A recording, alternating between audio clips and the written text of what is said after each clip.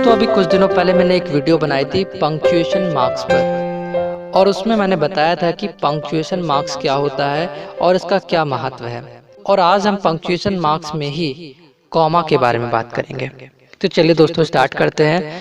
दोस्तों कॉमा को हिंदी में बोलते हैं अल्पविराम, और इसका जो चिन्ह होता है आप देख पा रहे हैं स्क्रीन पे, इस तरह से होता है। और दोस्तों कॉमा का यूज शॉर्ट पॉज यानी कि किसी सेंटेंस को बोलते हुए बीच में जरा सा रुकने के लिए किया जाता है। तो दोस्तों इसकी कई कंडीशंस होती हैं, कहाँ कहाँ ये यूज होता है चलिए जानते हैं। तो दोस्तों कभी भी बातचीत करते समय या लिखते समय जब भी हमें बहुत सारी चीज़ों के बारे में एक साथ बताना होता है तो उनके बीच में हम कॉमा का यूज करते हैं। यानी कि सीरीज ऑफ वर्ड्स जब हो तो हम कॉमा का यूज करेंगे, जैसे कि Utkarsh, Neeraj, Ayush and Arjun are friends. तो यहाँ पर आप देख पा रहे हैं कि इस सेंटेंस में हमने इनके बीच में कॉमा का यूज किया हुआ है। इसके बीच में हमने कॉमा का यूज इसलिए किया क्योंकि हमने एक साथ बहुत सारी चीज़ों के बारे में बताया है। हमने अर्जुन, उत्कर्ष और आयुष, नीरज इन सब के बारे में एक साथ बात कर रहा हूँ कि ये सभी फ्रेंड हैं, यानी सीरीज ऑफ वर्ड्स हैं यहाँ पर। तो इसलिए हम यहाँ पर कॉमा का यूज कर रहे हैं। जैसे कि journey was long, boring, dull and dangerous. तो जर्नी क्या थी? लॉन्ग थी, बोरिंग थी, डल थी एंड डेंजरस थी। तो यहाँ पर भी आप देख पा रहे हैं कि बहुत सारी चीज़ों के बारे में हम एक साथ बता रहे हैं, इसलिए यहाँ पर भी हम इनके बीच में कॉमा का यूज करेंगे। तो जो सेकंड कंडीशन है दोस्तों वो ये है कि जब भी हमें डेट को ईयर से अलग करना होता है तो हम कॉमा का यूज करते हैं। जैसे कि आज 18 जुलाई है और 2020 चल रहा है अभी, तो 18 जुलाई यानी कि जुलाई 18 2020 जब हम लिखेंगे तो जो 2020 है ईयर को अलग करने के लिए हम कॉमा का यूज कर देंगे बीच में। तो हम लिखेंगे जुलाई 18, 2020। और दोस्तों जो तीसरी कंडीशन है वो ये है कि जब भी हमें सिटी और स्टेट को यानी शहर और राज्य को एक साथ लिखना होता है तो हम कॉमा का यूज करते हैं। जैसे कि कानपुर सिटी और उत्तर प्रदेश हमें लिखना है तो हम कानपुर कॉमा उत्तर प्रदेश या कानपुर कॉमा यूपी लिखेंगे।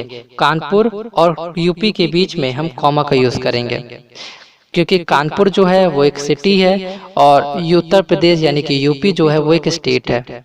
और दोस्तों जो चौथी कंडीशन है वो ये है कि जब भी हम यस और नो के बाद कुछ भी और आगे लिख रहे हैं, जैसे कि यस यू मे गो या no I can not go, तो आप देख पा रहे हैं कि इन दोनों सेंटेंसेस में यस के बाद और नो के बाद कॉमा का यूज किया गया है। ऐसा इसलिए किया गया क्योंकि यस और नो के बाद और भी आगे चीजें हमने बताई हैं, कुछ और भी ऐड किया है, जैसे कि यू मे गो और नो के बाद आई कैन नॉट गो आउटसाइड। तो जब भी हम यस और नो के बाद थोड़ा और भी कुछ लिख रहे हैं, कुछ और भी बता रहे हैं, तो अब हम यस और नो के बाद कॉमा का यूज करेंगे। और दोस्तों जो पांचवी कंडीशन है वो ये है कि जब भी हम एप्लीकेशन लिख रहे हैं या लेटर लिख रहे हैं किसी को, तो अब हम उसके स्टार्टिंग में और एंड में जब लिखेंगे तब हम कॉमा का यूज करेंगे। जैसे कि आप देख पा रहे हैं कि द प्रिंसिपल पीपीएन कॉलेज, तो द प्रिंसिपल के बाद कॉमा का यूज किया गया है और पीपीएन कॉलेज के बाद भी कॉमा का यूज किया गया है। फिर उसके बाद जो हमें कहना होता है फिर हम लिखते हैं, फिर सबसे लास्ट में हम लिखते हैं योर्स ऑबिडेंटली। तो योर्स ऑबिडेंटली के बाद भी हम कॉमा का यूज करेंगे।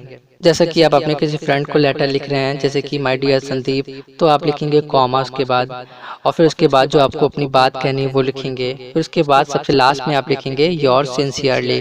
तो योर सिंसियरली के बाद भी आप कॉमा का यूज करेंगे। मान लीजिए अपने फादर को आप लेटर लिख रहे हैं तो आप लिखेंगे माय डियर फादर कॉमा, फिर उसके बाद आपको जो कहना वो लिखेंगे, फिर लास्ट में आप लिखेंगे योर लविंग सन, तो फिर उसके बाद भी आप कॉमा का यूज करेंगे। तो दोस्तों जब भी किसी एप्लीकेशन या लेटर को आप लिख रहे हैं तो उसके स्टार्टिंग में और उसके एंड में आप कॉमा का यूज करेंगे। और दोस्तों जो पांचवी कंडीशन है वो ये है कि डायरेक्ट स्पीच में हम रिपोर्टिंग वर्ब के बाद कॉमा का यूज करते हैं। जैसे कि Mohan said Sita is a brave girl या Sita is a good girl. तो आप देख पा रहे हैं कि यहाँ पर मोहन सेड के बाद कॉमा का यूज हुआ है, और जो मोहन सेड है वो है रिपोर्टिंग वर्ब, इसलिए हमने यहाँ पर कॉमा का यूज किया है। और जो Sita is a brave girl लिखा है वो है रिपोर्टेड स्पीच।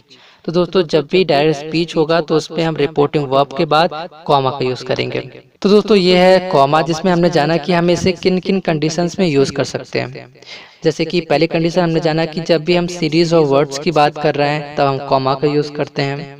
या डेट को ईयर से अलग कर रहे हैं, या डेट और ईयर को एक साथ लिख रहे हैं तब कॉमा का यूज़ करते हैं, या सिटी और स्टेट को एक साथ लिख रहे हैं तब हम कॉमा का यूज़ करते हैं, या फिर यस और नो के बाद जब हम कुछ और भी लिख रहे हैं तब कॉमा का यूज़ करते हैं यस और नो के बाद, या फिर एप्लीकेशन या लेटर को लिख रहे हैं तो उसके स्टार्टिंग में और एंड में जब हम लिखेंगे तब हम कॉमा का यूज़ करेंगे, या फिर डायरेक्ट स्पीच में रिपोर्टिंग वर्ब के बाद कॉमा का यूज़ होता है। तो दोस्तों ये है कॉमा, और आने वाली वीडियोस में हम बाकी जितनी भी पंक्चुएशन मार्क्स हैं उनको भी डिस्कस करेंगे। तो दोस्तों अगर आपको लगता है कि ये वीडियो आपके किसी फ्रेंड के काम की है तो इस वीडियो को उस तक पहुंचाइए, इसको शेयर कीजिए। तो दोस्त अगर आप इस चैनल पर नए हैं तो चैनल को सब्सक्राइब करके नोटिफिकेशन बेल को दबा दीजिए, जिससे आने वाली वीडियोस की नोटिफिकेशन आपको मिलती रहे, क्योंकि आने वाली वीडियोस में दोस्तों हम बाकी जितने भी पंक्चुएशन मार्क्स हैं उन पर भी डिस्कस करेंगे। साथ ही साथ हम टेंसेस की भी एक सीरीज लेकर आ रहे हैं, तो दोस्तों सभी की वीडियोस आपको मिलती रहे, इसलिए आप इस चैनल को सब्सक्राइब कर सकते हैं। दोस्तों मैं मिलता हूँ आपसे नेक्स्ट वीडियो में।